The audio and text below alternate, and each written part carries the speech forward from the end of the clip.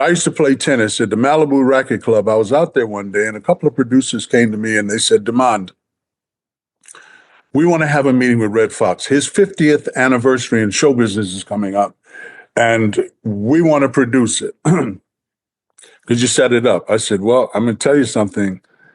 I haven't spoken to Red in 5 years. I said, but if you got, they kept hounding me. I said, okay, I'll get in touch with him. I said, but I got to tell you, this is not going to be a day at the beach. Foxx is not who you might think he's going to be. So they called me up and they said, we got a contract and a check drawn out for $100,000, and we're gonna pay him $500,000, but we wanted to show good faith with this $100K.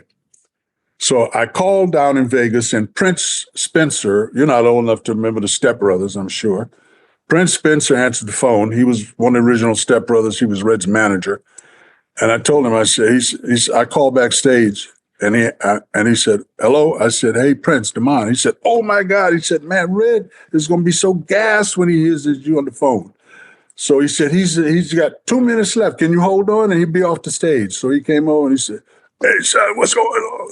I said, hey, Foxx, when are you going to be in L.A. Next? He said, I'm going to be up there on Monday. He had an office building still on La Brea. What's going on? I said, I got some white boys want to give you some money for your anniversary show. He said, all right, now I'll be there. Bring them on over. I took them over there, and Red showed his entire arsenal. Not in a nice way. Showed up late? No, he was at his office. He was sitting there waiting. He showed out. Not up, he showed out, and not in a nice way. I told them this is not going to be a day at the beach. It's not what you think it's going to be. And then he looked at me and said, how much you getting for this? And that was it. I did like that. That was the last time. How are you going to walk away from $500,000? He said, I already got some people want to produce my show. I saw what they produced. You can still buy it, I think. It's him standing in front of a big dusty curtain. Okay. How are you going to help somebody that turns $500,000 down? Now, this was only about a year before everything left, because he did that series with Della Reese. Yep. So when Red was doing all of that, we were not in touch with each other, and I hadn't seen him.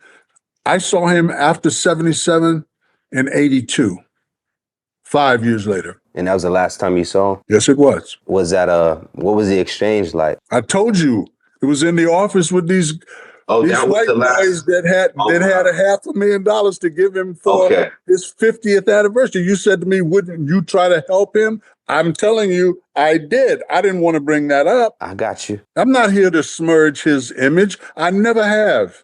In my book, Second Banana, The Bittersweet Memoirs of the Sanford and Son Years.